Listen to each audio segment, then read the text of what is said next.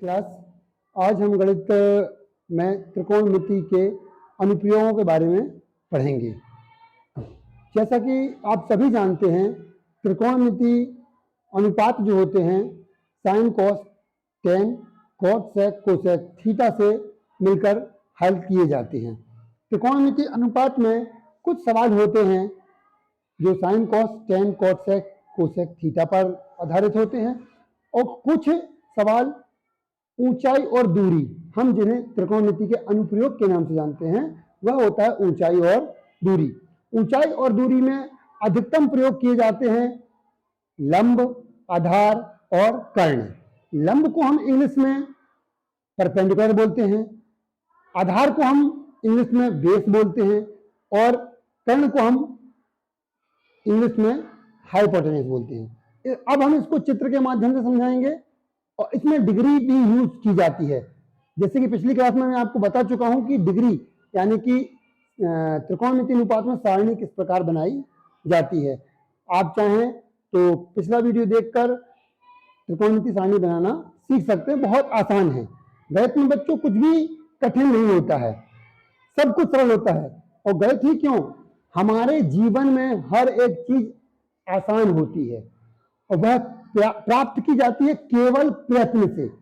किसी भी चीज को आप प्राप्त कर सकते हैं, किसी भी चीज को आप प्राप्त कर सकते हो केवल और केवल प्रयासों के द्वारा। यदि आप निरंतर प्रयास करेंगे तो आपको सफलता अवश्य मिलेगी, अवश्य अवश्य अवश्य मिलेगी। बस आपको करना केवल प्रयत्न है।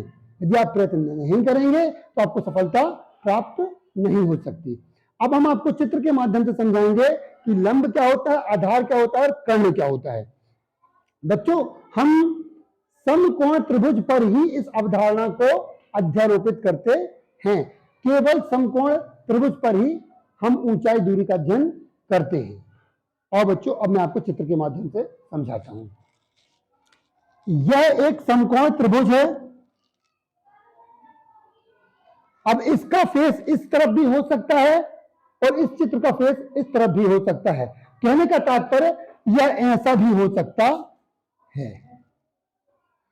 जैसा कि आप सभी जानते हैं, जब एक लाइन दूसरी लाइन पर सीधी खड़ी होती है, जैसे कि ये बिल्कुल सीधी खड़ी है, बिल्कुल सीधी खड़ी है, तो 90 अंश का कोण बनाएगी। यहां जहां दो लाइनें मिल रही, देखिए ये आके मिली, यहां जहां दो लाइनें मिल रही है वो 90 अंश का कोण बनता है।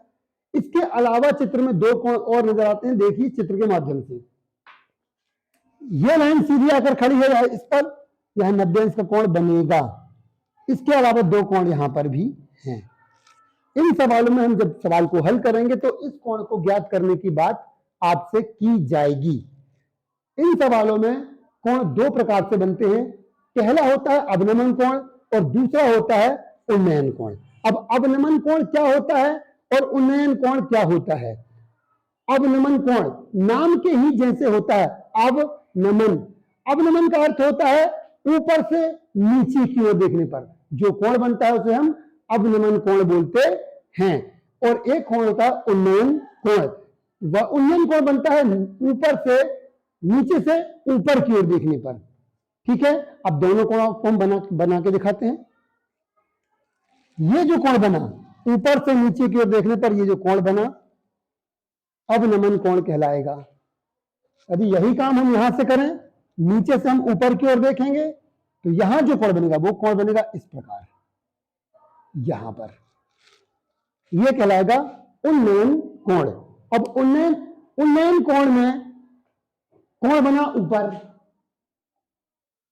अब गणित में कक्षा 7 कक्षा 8 में आपने पढ़ा होगा कि उन्नयन कोण और अवनमन कोण, क्षमा चाहते हैं, अवनमन एकांतर अंतः कोण, एकांतर अंतः कोण ये बनते हैं जेड पर।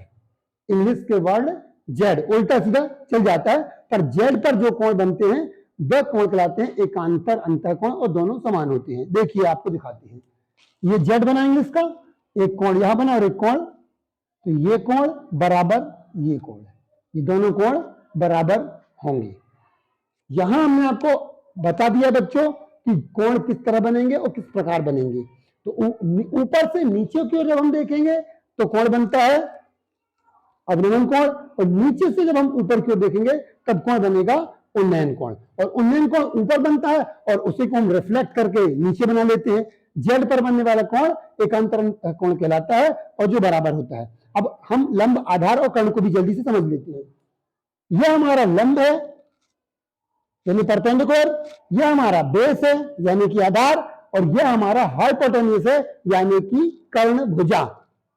अब इनमें से आपको कोई भी दो चीज दी, एक चीज दी रहेगी, दूसरी चीज आपको ज्ञात करने के लिए कहा जाएगा। तो आगे हम देखेंगे कि हम किस प्रकार से सवाल को हल करते हैं। धन्यवाद।